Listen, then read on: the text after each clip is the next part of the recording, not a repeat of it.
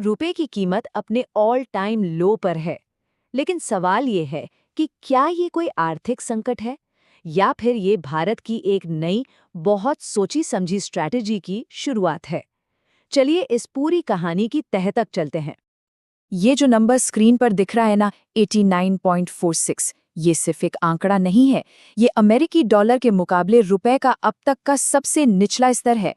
और आज हमारी पूरी पड़ताल का सेंटर पॉइंट यही नंबर है। देखिए, सालों से जब भी रुपया गिरता था तो हमें एक ही कहानी सुनने को मिलती थी। अरे, अमेरिकी डॉलर मजबूत हो गया है। लेकिन इस बार मामला थोड़ा अलग है। नई कहानी ये है कि डॉलर मजबूत हुआ हो या नहीं, पर भारतीय रुपया खुद कमजोर हुआ है। और ये समझना बहुत बहुत जरूरी है कि ऐसा क्यों हुआ। तो चलिए थोड़ा और गहराई में उतरते हैं और पता लगाते हैं कि इस बार रुपए के गिरने की असल कहानी आखिर है क्या। इस बार की गिरावट की सबसे बड़ी बात यह है कि ये सिर्फ डॉलर तक ही सीमित नहीं है। रुपया, यूरो, ब्रिटिश पाउंड, जापानी येन और चीनी युआन के मुकाबले भी कमजोर हुआ है।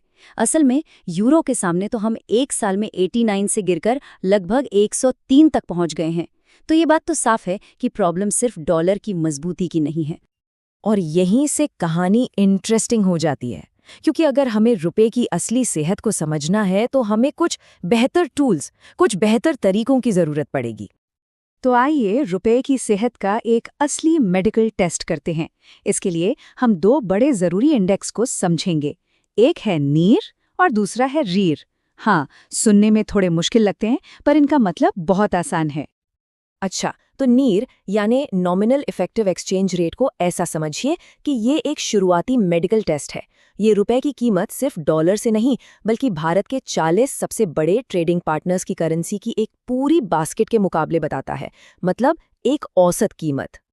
और अब आता है असली हेल्थ रिपोर्ट, रीर यानी रियल इफेक्टिव एक्सचेंज रेट।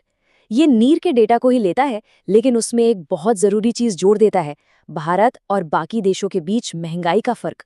और यही वो इंडेक्स है जो हमें रुपए की असली कीमत और ग्लोबल मार्केट में हमारी कॉम्पिटिटिवनेस की सच्ची तस्वीर दिखाता है। और इस रील ने पिछले कुछ महीनों में एक ऐसी कहानी सामने रखी है जो भारत की इकोनॉमिक हिस्ट्री में पहले कभी नहीं देखी गई। ये डेटा देखिए, यही पूरी कहानी कह देता है। नवंबर 2024 में रियर इंडेक्स 108.06 पर था, मतलब रुपया ऐतिहासिक रूप से ओवरवैल्यूड था, अपनी असल कीमत से ज्यादा महंगा। और आज ये 97.47 पर है। 100 के नीचे जाने का मतलब ये है कि इतिहास में पहली बार रुपया अंडरवैल्यूड जोन में चला गया है। तो सवाल ये उठता है कि इतना बड़ा, इतना तेज बदलाव आखिर हुआ क्यों? इसके पीछे दो मुख्य कारण हैं। पहला कारण तो वही है जिसकी हमने अभी बात की, कि रुपया सिर्फ डॉलर के खिलाफ नहीं, बल्कि दुनिया की लगभग हर बड़ी करेंसी के सामने कमजोर हुआ है।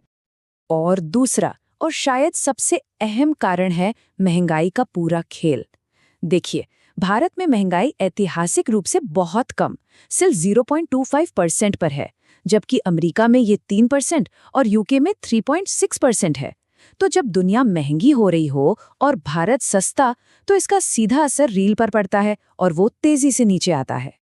ये सारी बातें हमें एक ही तरफ इशारा करती हैं, रिजर्व बैंक ऑफ इंडिया यानी आरबीआई की एक नई और पूरी तरह से बदली हुई रणनीति की ओर। पहले की आरबीआई की पॉलिसी क्या थी? एक मजबूत रुपए की। वो रुपए को 82-83 के एक टाइट दायरे में रखने के लिए मार्केट में दखल भी देते थे। लेकिन अब पॉलिसी बदल गई है। अब फोकस एक कॉम्पिटिटिव यानी प्रतिस्पर्धी रुपए पर है।